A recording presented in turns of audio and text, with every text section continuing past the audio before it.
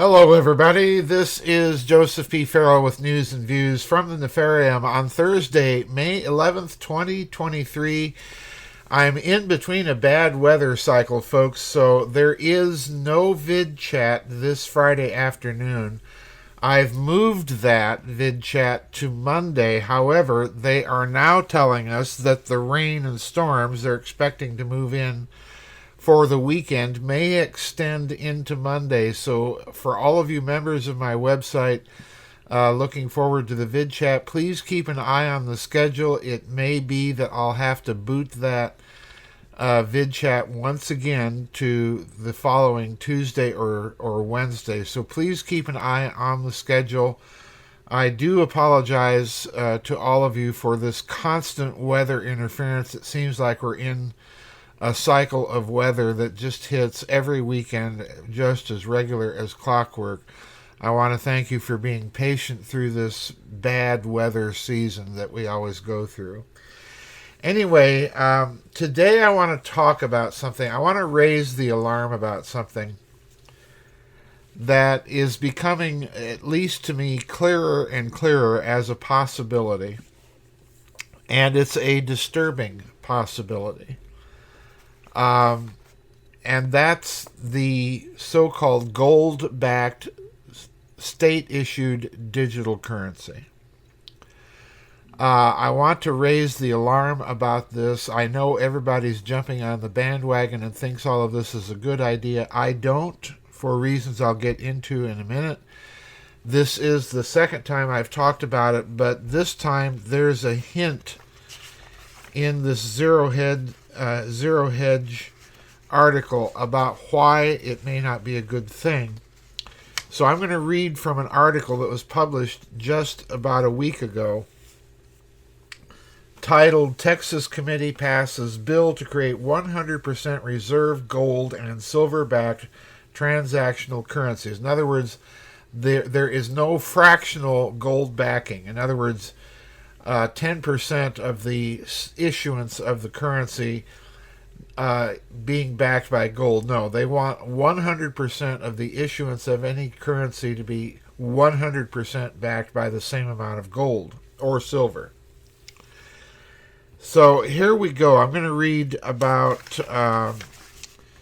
I'd say 8 paragraphs from this article. About 6 paragraphs from this article, because what it says gives me a great deal of pause. So here we go. Quote, on May 2nd, a House committee passed a bill to create 100% reserve gold and silver-backed transactional currencies.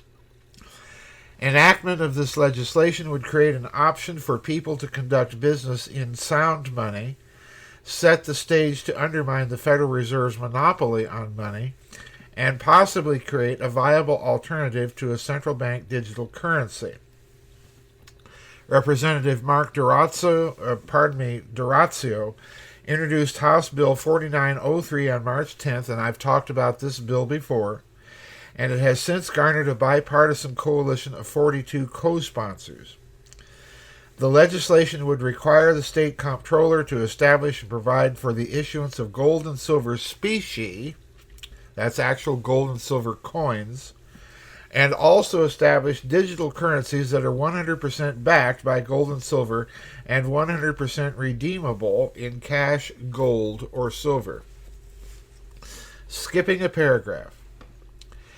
In establishing gold and silver specie, the comptroller would be required to authorize the Texas Bullion Depository as issuer and ensure that the holder of the specie may use the specie as legal tender in payment of debt and readily transfer the specie to another person. And skipping a few paragraphs, physical gold and silver backing the digital currency would be stored in a pooled account at the Texas State Bullion Depository. The trustee shall maintain enough gold and silver specie or bullion to provide for the redemption of all units of the digital currency issued but not redeemed. Again, skipping a paragraph. It would also provide a sound money-backed competitor if the Federal Reserve implements a central bank digital currency. Broadly speaking, by making gold and silver conveniently available for regular daily transactions by the general public, gold and silver-backed digital currency would create the potential for a wide-reaching effect. Professor William Green, an expert on constitutional tender, said in a paper for the Mises Institute that when people in multiple states actually start using gold instead of Federal Reserve notes, it would effectively nullify the Federal Reserve and end the federal government's monopoly on money. Gresham's law, and this is the part that I want people to pay attention to, these next 3 paragraphs. Gresham's law holds that bad money drives out good. For example, when the U.S. government replaced silver quarters and dimes with coins made primarily of less valuable copper, the cheap coins drove out the silver from circulation. People hoarded more of the valuable silver coins and spent the less valuable copper money. So how do you reverse Gresham? The key is in making it easier to use gold, and by implication silver, in everyday transactions. The reason bad money drives out good is that governments put up barriers to using sound money in day-to-day life. That makes it more costly to spend gold and incentivizes hoarding. When you remove barriers, you level the playing field and allow gold and silver to compete head-to-head with Federal Reserve notes. On an even playing field, gold beats fiat money every time. At the root of the move towards the central bank digital currency is the war on cash. The elimination of cash creates the potential for the government to track and even control consumer spending. Imagine if there was no cash. It would be impossible. Now, I contend here, folks, that this is really the rub, even with a state gold-backed digital currency. It would be impossible to hide even the smallest transaction from the government's eyes. Something as simple as your morning trip to Starbucks wouldn't be secret from government officials.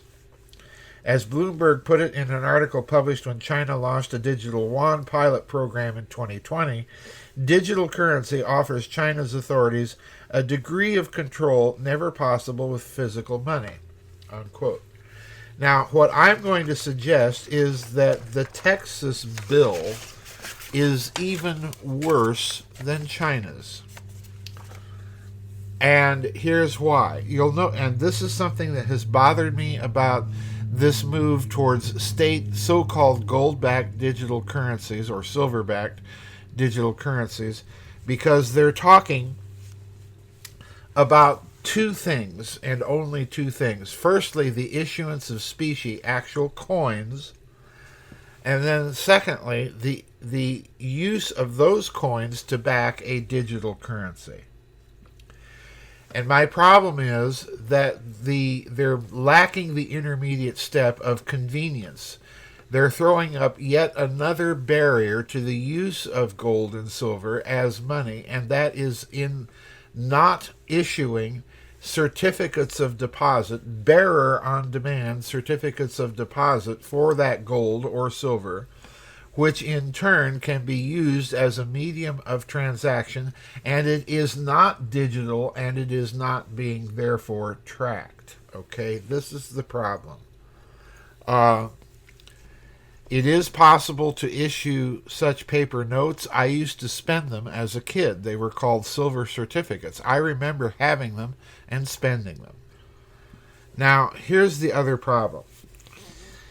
As I see it, the issue here is convertibility, and this article in Zero Hedge is hinting at it very carefully with the statement about the bullion depository being located in Austin.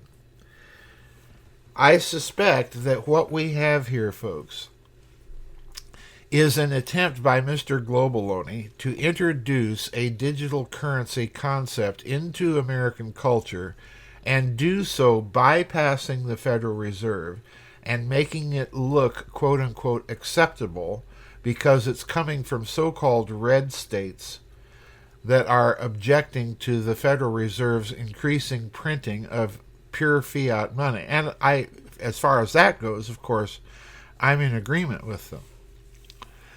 But the problem is convertibility.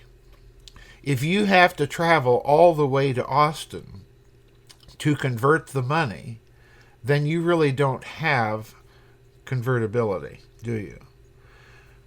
If you have rather banks that are required by law to keep a certain amount of specie in their vaults to redeem any certificates of deposit, that's a different issue. Now, what I suspect is lurking behind this bill are the so-called 15-minute fast cities, because you'll notice that they're tying the idea of convertibility to a particular location. And this is what bothers me about this whole Texas Central Bank bullion depository gold-backed digital currency. It could easily, the convertibility factor, in other words, is what I'm telling you, could easily be turned into a device to keep people from moving around and from traveling and more or less located in their locale. This is a very, very bad move. What's missing from every version of the story that I've seen reported thus far is a provision to mandate statewide that this gold-backed currency can, or silver-backed currency, can be used in any transaction, and that any certificate of deposit of those of that gold or silver can also be used in any transaction and can be converted by any bank having the specie on hand to do so. In other words, I can take my silver certificate dollar bill down to my local bank and get an actual silver dollar for it. Just simply swap the two. This is what's needed, and so far, it's this absence of the physical medium of exchange, of an easy paper certificate of deposit that can be used instead of lugging around a bag of coins. This is why paper money arose in the first place, folks. So I want to caution people about this state-backed, specie-backed digital currency idea. I highly suspect that the convertibility issue is going somehow to be tied to narrow localities, that is to say centralization. And that means the convertibility is not really going to be a practical convertibility for all users of the currency. So this needs to be spelled out in the Texas law. Otherwise, I think we're in some danger of being hoodwinked here by this move. I'm not saying that this idea is a bad idea. I'm simply saying if you're really willing to put your specie where your mouth is, you need to issue certificates of deposit and recognize their use as that transactional medium, bypassing the digital concept altogether. That's the part that bothers me, and it's that convertibility issue that I think could come back to bite people who buy into this measure. So that's my high-octane speculation of the day, folks. For those of you in Texas, I would start raising the alarm before this thing gets too far and is passed into law without those codicils and caveats that I've mentioned being a part of any future bill. So we'll see you on the flip side, folks. Please don't forget, I have moved the vid chat from this Friday, from tomorrow, to Monday. But please do check in over the weekend to make sure that I have not rescheduled it. Chances are, if the rain and storms happen as they are predicting, I will end up moving the vid chat once again from next Monday either to the following Tuesday or Wednesday. So please stay up to the moment on the schedule and on the website forum for any changes in that schedule. That's it for the news and views from the Nefarium today, folks. We'll see you on the flip side. Bye-bye, and God bless.